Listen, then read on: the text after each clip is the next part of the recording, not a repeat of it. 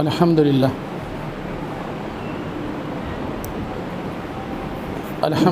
رب العالمين والعاقبة للمتقين والصلاة والسلام على سيد المرسلين وعلى آله وأصحابه أجمعين أما بعد فأعوذ بالله من الشيطان الرجيم بسم الله الرحمن الرحيم قل لا أسألكم عليه أجرا إلا المودة في القربى آمنت بالله صدق الله العظيم وصدق رسوله النبي الكريم الأمين إن الله وملائكته يصلون على النبي يا أيها الذين آمنوا صلوا عليه وسلموا تسليما الصلاة والسلام عليك يا سيدي يا رسول الله وعلى آلك وأصحابك يا سيدي يا حبيب الله الصلاة والسلام عليك يا شفيع المذنبين وعلى آلك وأصحابك يا رحمة للعالمين۔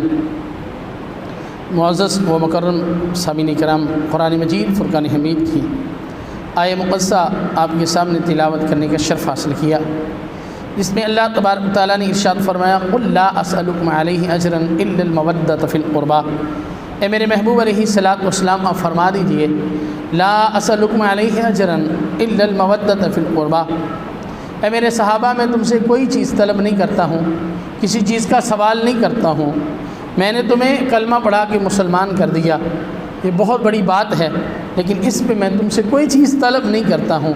ہاں، اگر کوئی مانگتا ہوں تو فرمایا الا المودۃ فی القربى، میرے جو قرابت دار ہیں ان سے مودت کرنا، ان سے پیار کرنا۔ بس علیہ السلام نے کلمہ پڑھایا، مسلمان کر دیا، جنتی بنا دیا، لیکن کیا مانگا؟ فرمایا الا المودۃ فی القربى، میرے جو قرابت دار ہیں ان سے مودت کرنا۔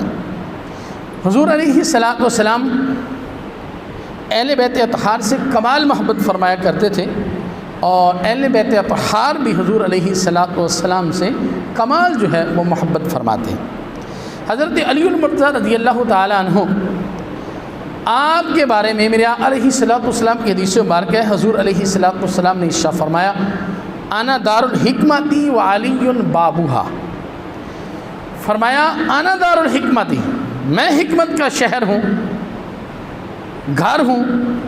فرمایا وعلی بابوہا، اور حضرت علی المرتضیٰ رضی اللہ تعالیٰ عنہ اس کے دروازے ہیں۔ یاد رکھیں، اگر آپ شہر میں داخل ہونا چاہتے ہیں،